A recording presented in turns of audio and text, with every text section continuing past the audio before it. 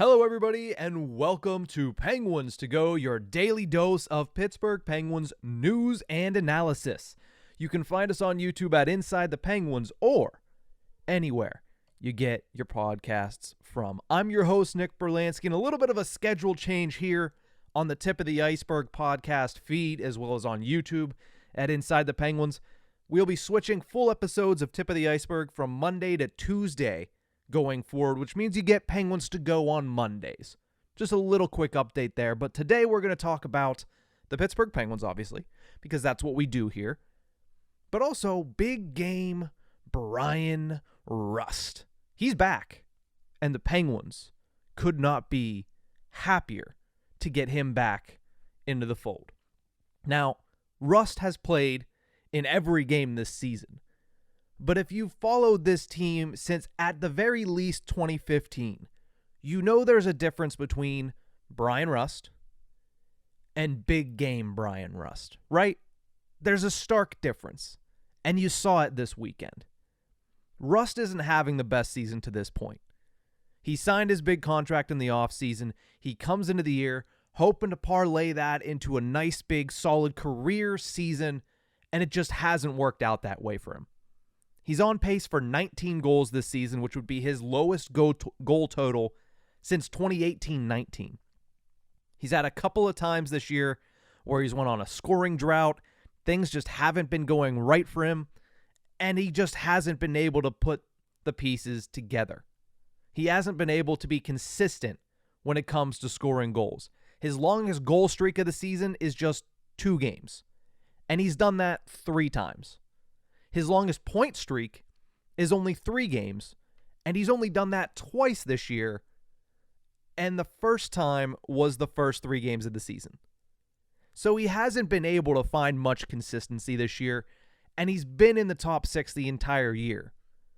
But if you look at why, and you say, well, maybe he needed to go down to the third line, I've said that about multiple players, that if you take them off of their elevated role, it might kickstart their season back up. But the Penguins haven't done that with Bryan Rust. They've done that with a couple other players. Brian Dumoulin, for a time, was sent down to the third pairing until there were injuries and he needed to be brought back up. P.O. Joseph has been sent down to the bottom line a couple of different times. Danton Heinen sat down completely. Kasperi Kapanen, before, of course, getting waived and claimed, which we'll talk about a little bit today and a little bit more tomorrow.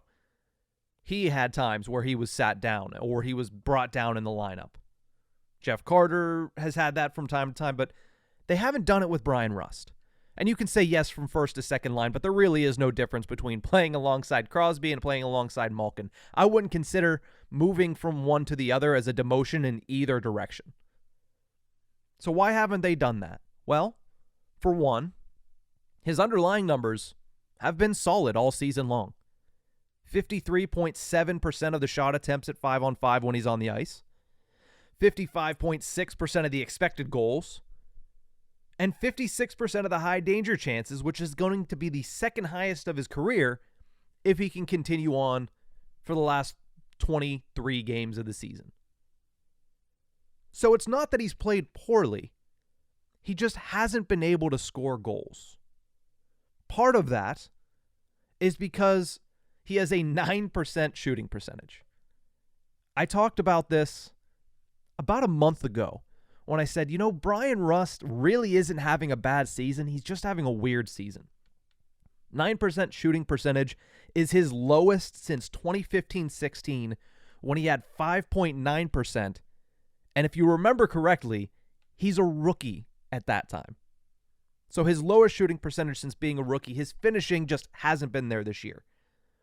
But luckily for the Pittsburgh Penguins, this weekend, he kind of started to show you that he's turning it around, that big game Bryan Rust is back for the Pittsburgh Penguins.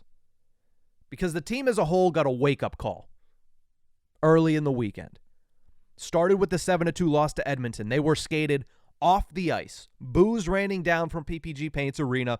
Fire Hextall chants coming from this way and that way. That was part 1 of a 3-part wake-up call. Part 2, which ended up being the result of that 7-2 loss. Penguins fall out of a playoff spot with only a quarter of the season left. Less than a quarter of the season, actually. That's part 2, and part 3 was Kasperi Kapanen. Because this entire season, win, lose, draw, 7-game losing streak early in the season, 7-game losing streak in 2023, nothing really changed. And these guys saw that there were really no consequences for them playing poorly, because it seems like the general manager's not really going to do anything if this is what happens. Besides their own competitive spirit, there was nothing telling them that there's issues that are going to lead to changes. There just wasn't. Unless you were a player under the age of 25, you weren't getting taken out of the lineup. Like Jonathan Gruden, Sam Poulin, Drew O'Connor, they'll get taken out of the lineup. But if you're Bryan Rust, just signed a 6-year contract for $5+ million, you're not getting taken out of the lineup. He didn't even get taken out of the top 6 once, like I said.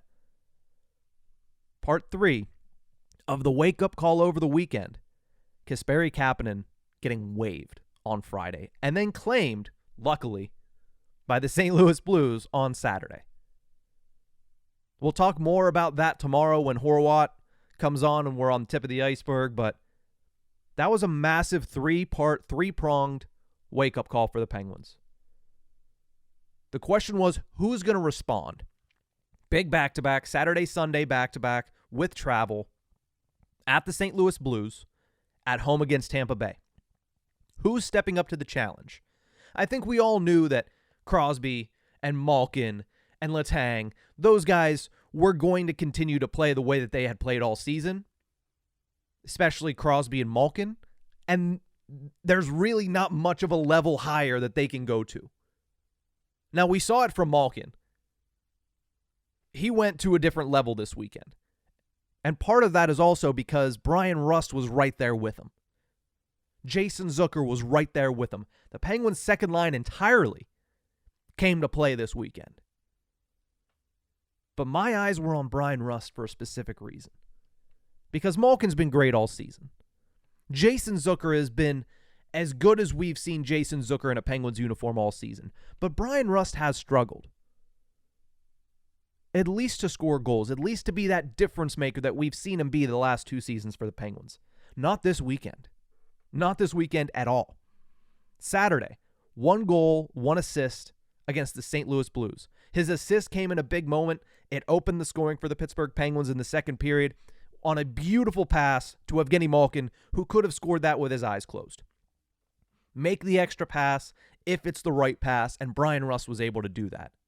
And then, big game Bryan Rust in a pivotal matchup against the St. Louis Blues. You're in overtime.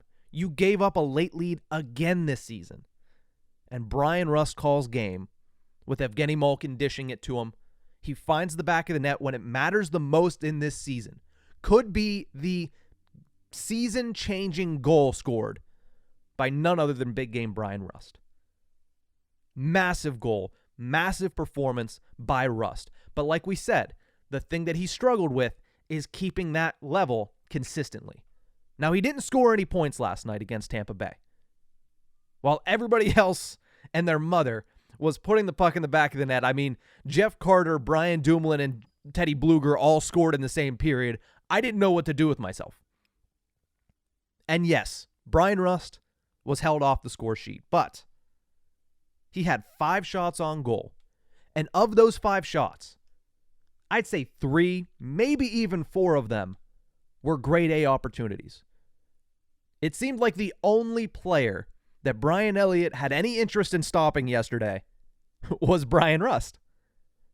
But the point is, those opportunities were there. He's noticeable. He is getting better. He is starting to become that freak of nature. The reason the Penguins gave him a 6-year contract that has clauses attached to it at certain times.